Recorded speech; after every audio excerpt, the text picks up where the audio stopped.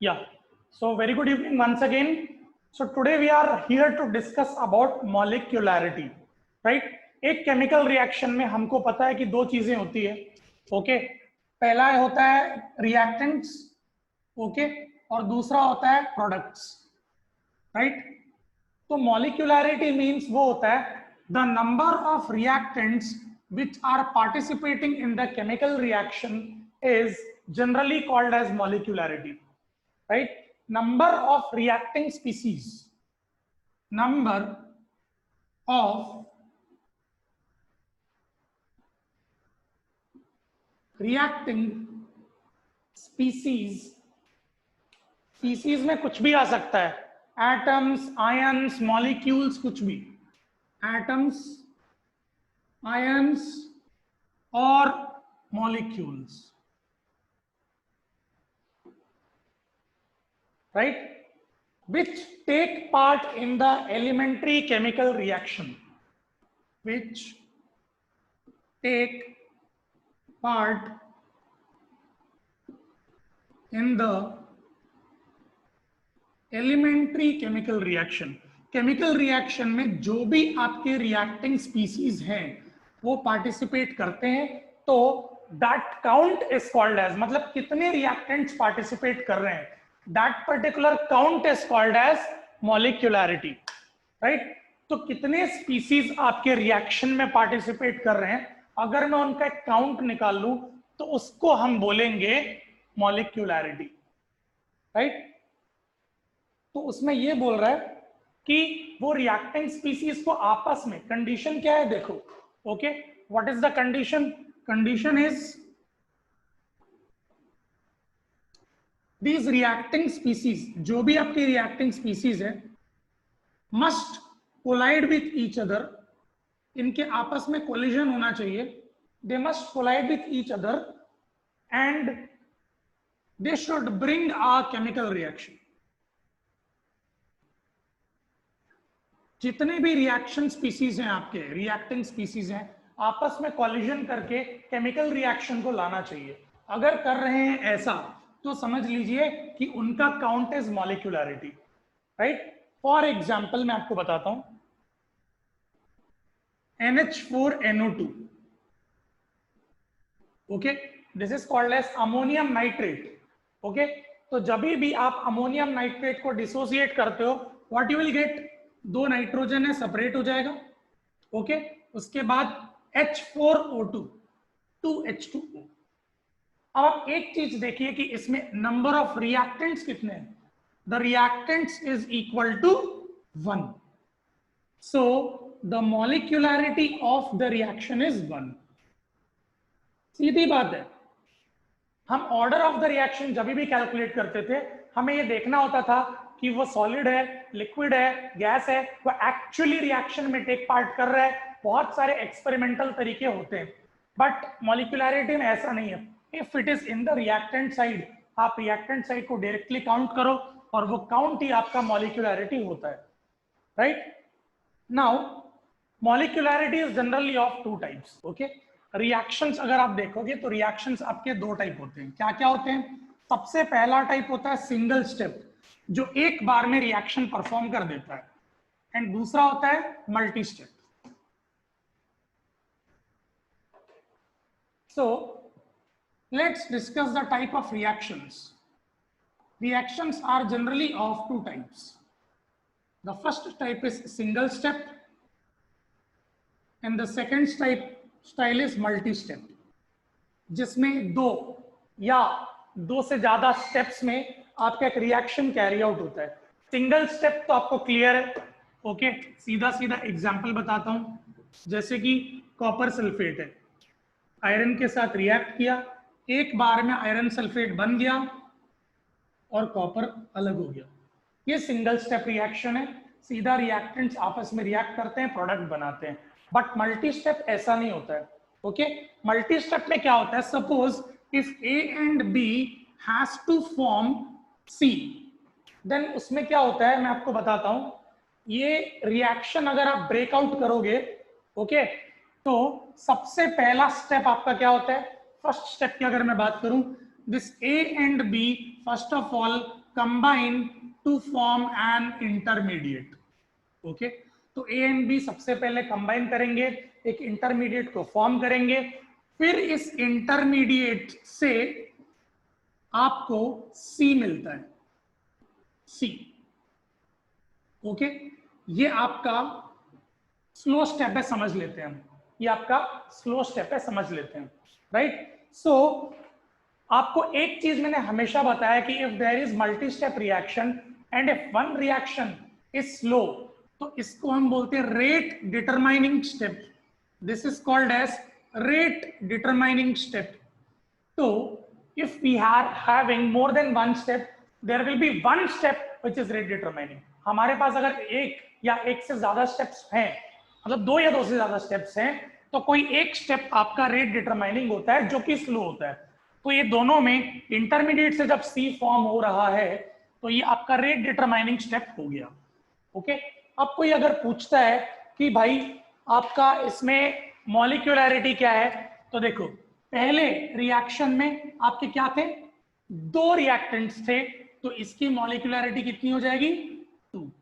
और second reaction में एक रिएक्टेंट था, तो इसकी मॉलिक्यूलैरिटी क्या हो जाएगी, 1।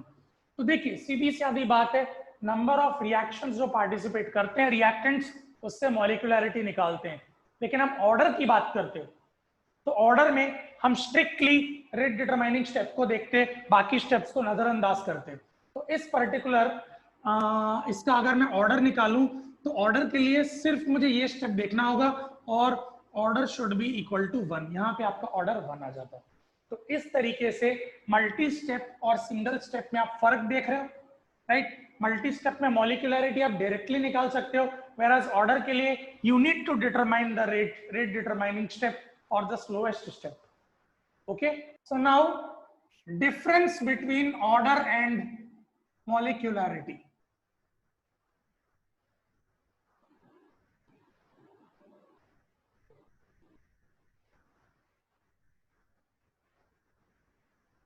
right, order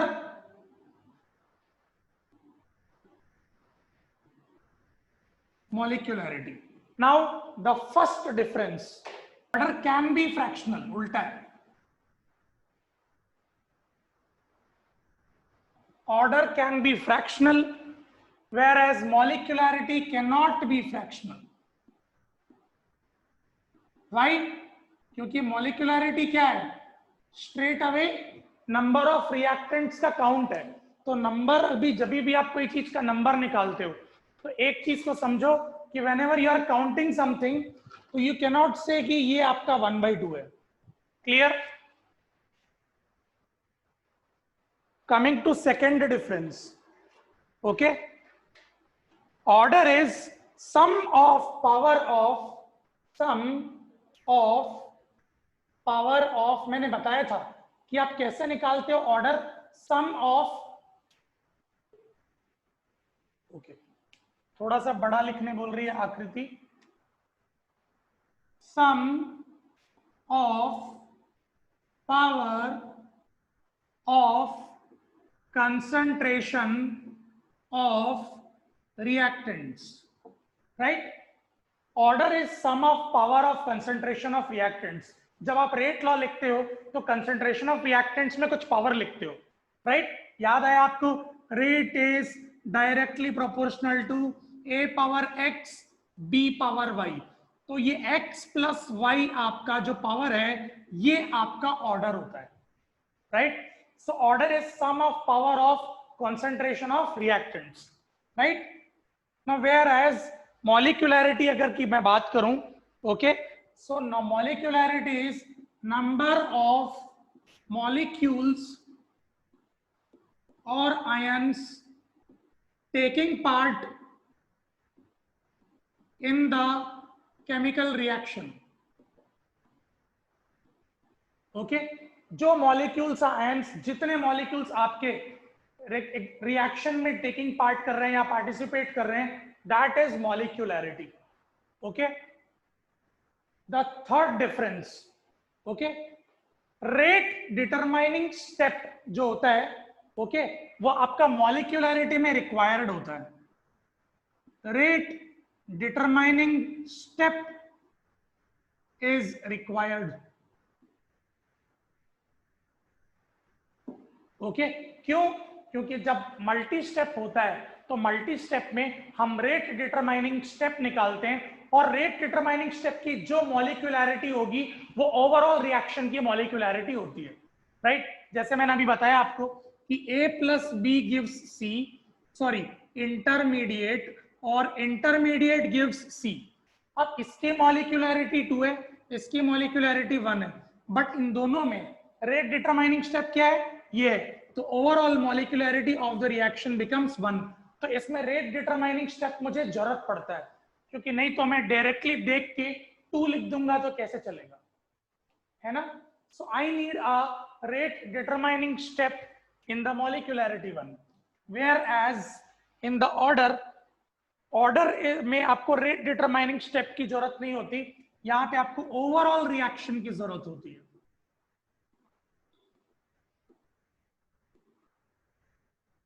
Overall reaction is required for calculating the order. So if you want to determine the order of the reaction, आपको complete final reaction पता होना चाहिए। Okay? Now coming to the fourth, that is molecularity. Molecularity को अगर हमको determine करना है तो हम reaction को just देख के बता सकते हैं या उसके mechanism को देख के बता सकते हैं।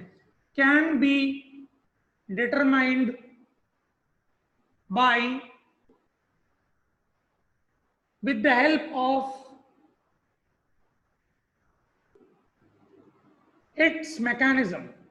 रिएक्शन के मैकेनिज्म से हम इजीली डिटरमाइन कर सकते हैं कि मॉलिक्यूलैरिटी क्या है, राइट? लेकिन अगर मैं ऑर्डर की बात करता हूं तो ऑर्डर में we need to determine it experimentally. हमको एक्सपेरिमेंटली डिटरमाइन करना ही होगा,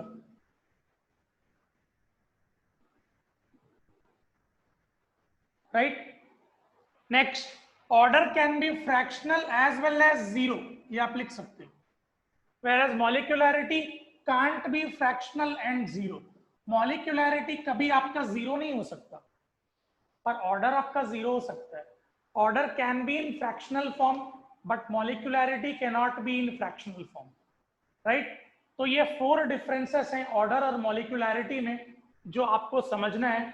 ओके, बहुत ही इंपॉर्टेंट है, याद रखना है इस दोनों कंसेप्ट को। Okay, for zero order reaction, कोई भी रिएक्शन कैसा होता है? रिएक्टेंट्स गिव्स प्रोडक्ट्स, ऐसा होता है। अब अगर मुझे इसका रेट निकालना है तो रेट क्या होगा? Rate is equal to rate constant into reactant के पावर में 0। क्यों? ये जीरो ऑर्डर रिएक्शन है इसलिए। ओके, अब r पावर 0 की वैल्यू क्या होती है? 1। तो rate is equal to k into 1। अब रेट की वैल्यू क्या है? dr by dt, d by dt of concentration of reactant, क्योंकि रिएक्टेंट नेगेटिव होता है तो सामने negative, is equal to k, cross multiply minus d r is equal to k d t, negative उधर चले गया, d r is equal to minus k d t. अब आप क्या करो? दोनों साइड्स को इंटीग्रेट कर लो। तो integration of d r is equal to minus integration of k d t.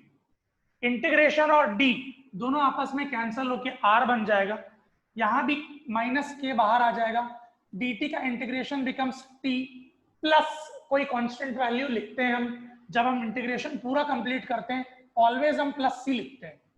Okay, now c की वैल्यू मुझे चाहिए, इनिशियल कंसेंट्रेशन होगा, वो कैसे निकालेंगे? When time was equal to 0, तो आपका जो कंसेंट्रेशन था, ओके, उसकी initial value, let's take it as r nought. Okay, initial value हम ले लेते हैं r नॉट, रिएक्टेंट का concentration at initial value. Okay, तो r nought is equal to minus k into 0 plus c। Okay, ये पूरा 0 हो जाएगा, r नॉट की वैल्यू c हो जाएगी। ओके, तो c के जगह मैंने क्या किया? r नॉट पुट कर दिया। ओके, अब देखिए r, मैं kt को इधर लाऊंगा तो ये हो जाएगा kt is equal to r nought minus r हो जाएगा। अब अगर मुझे k की वैल्यू चाहिए तो मुझे t को नीचे ले जाना है, तो मैं t को नीचे ले जाऊंगा। So this is the value of rate constant for zero order reaction. Zero order reaction के लिए मेरा रेट कांस्टेंट का ये इक्वेशन है, that is k is equal to initial rate of reaction minus final rate of reaction divided by time taken. ठीक है, तो अगर आपको इसका नॉलेज रहेगा तो ये आपका first order reaction complete, sorry zero order reaction का इंटीग्रेटेड रेट इक्वेशन खत्म है। Okay, now for the first order reaction, again reaction कैसा होता है, रिएक्टेंट्स गिव प्रोडक्ट्स। ओके, तो फर्स्ट ऑर्डर रिएक्शन के लिए रेट क्या होगा, rate is equal to k into concentration to the power 1। इस बार आपका रेट ऑफ रिएक्शन के पावर में 1 आ जाएगा क्योंकि फर्स्ट ऑर्डर रिएक्शन है। अब कोई भी चीज के पावर में अगर 1 रहता है तो वो क्या हो जाएगा, वो वही वैल्यू रहेगी। तो rate is equal to k into r concentration. अब रेट की वैल्यू आपको पता है, minus d r by d t is equal to k r होगा, राइट। ओके, तो यहां पे क्या हुआ, minus d r by d t rate of reaction is equal to k into r. Okay, अभी आर को मैं नीचे लेके आ रहा हूं तो ये हो जाएगा minus d r divided by r is equal to d t को ऊपर ले जा रहा हूं, so this becomes k d t. Okay, minus d r by r is equal to k d t हो जाएगा। ओके, इसमें कोई डाउट? अब मैं क्या कर रहा हूं, इसको माइनस को उधर ले जाऊंगा। ओके, तो ये 1 बाई आर कंसेंट्रेशन होगा, 1 बाई आर कंसेंट्रेशन, और ऊपर में क्या है, d r is equal to minus उधर जाएगा तो ये हो जाएगा के डी टी। ओके, मैंने कुछ नहीं किया, 1 बाई आर अलग लिखा और डी आर अलग लिखा, माइनस उधर ले गया तो ये के डी टी हो गया, माइनस के डी टी। अब आप क्या करो, इंटीग्रेट करो, इंटीग्रेटिंग बोथ साइड्स। ओके, तो आप कभी भी अगर आपको थोड़ा भी मैथमेटिक्स पता है तो integration of 1 by x d x is always equal to log x, या एल एन बोल सकते हो। एल एन मतलब लॉग बेस ई, तो लॉग एक्स होता है, एल एन एक्स होता है, ये मैथमेटिक्स फॉर्मूला है।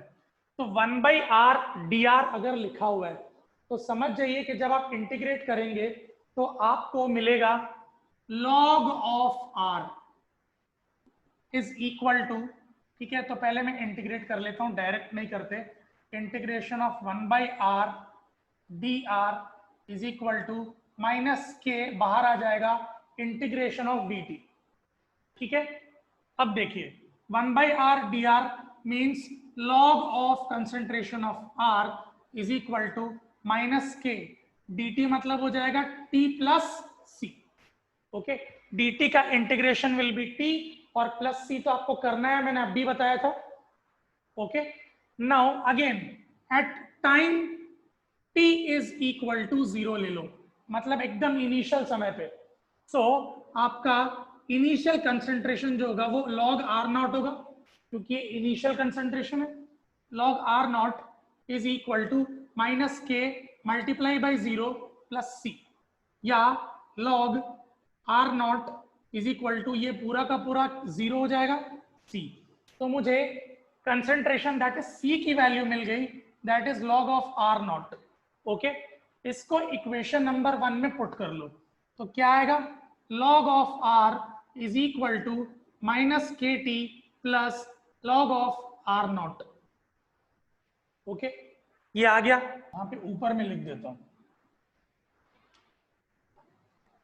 ओके, केटी को इधर भेजूंगा तो what will get, plus k, t log r को उधर ले जाऊंगा तो log r nought minus log of concentration of r हो जाएगा।